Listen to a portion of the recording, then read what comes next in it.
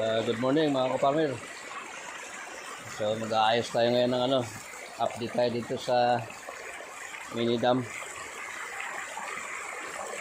I-release ko muna.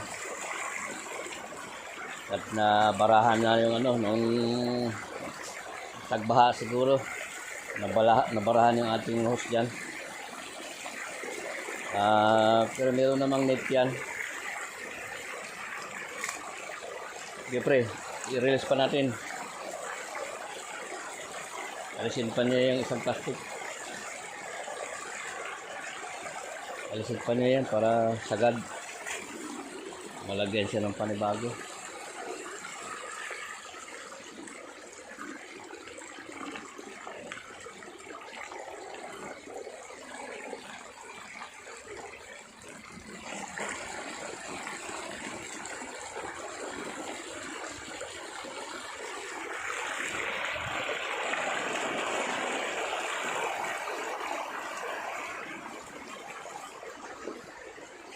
So, release muna natin. Ayan 5 by 10 meters yung ginawa natin.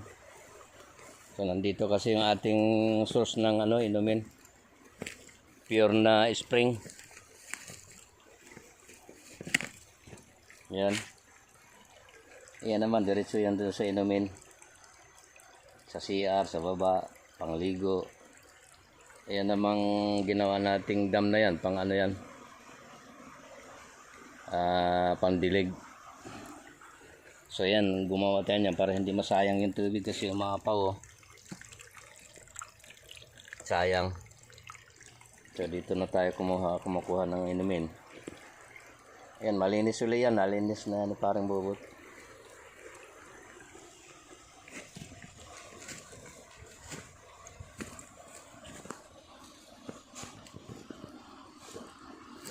Yeah, mga ka-farmer, maraming salamat sa atin. Ito ay update lamang dito sa ating ating mini dam. Source ng pandilig natin sa baba.